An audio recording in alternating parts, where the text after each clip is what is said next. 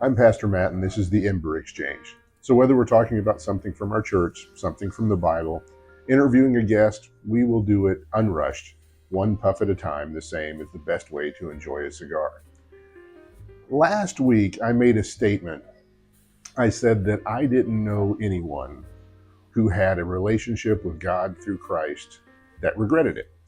And as I thought about that this week, it was just interesting to me, and it kept coming up in conversation that everybody's journey of faith begins differently and for different reasons. And some people, we all have different needs in our life, but it always seems like God delivers into their life what it is that they need. And sometimes it's comfort, or maybe it's confidence or peace, or they're looking for answers or a community or whatever it is that they're seeking for.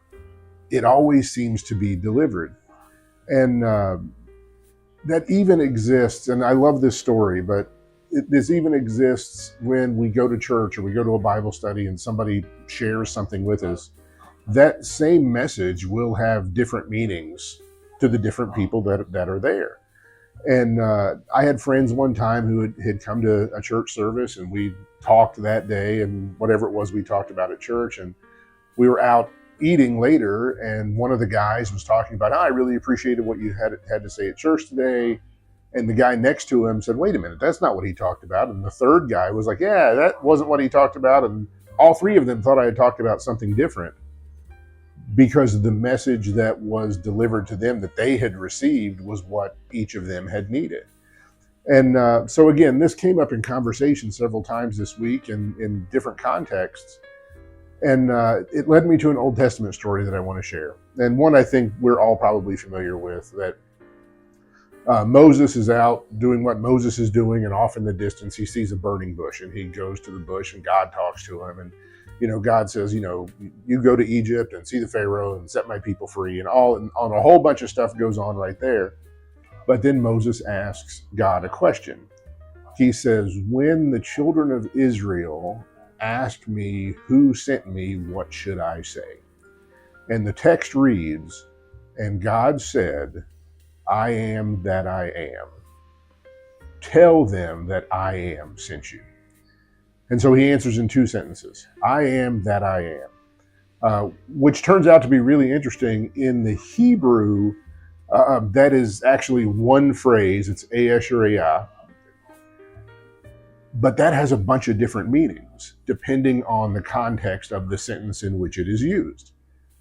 Well, it's not used as part of a sentence. It's a single statement by itself, I am that I am. So because it lacks any other context, it can mean any of those things. It can mean I am what I am. It can mean I will be what I will be. It can mean I will become what I will become. It can mean I will create whatever I create. What God is saying is I will be what you need me to be. And that concept exists through all of the scripture. Because if we look back at the stories of the Bible, we see that all of the people around Israel were worshiping many gods, a god of creation, a god of fertility, a god of the sea, a god of war, all of this. And God is one God. But when we look through the scripture and we see the story of Genesis, in the beginning, God created the heavens and the earth. He's a God of creation. And then we get into the story of Noah.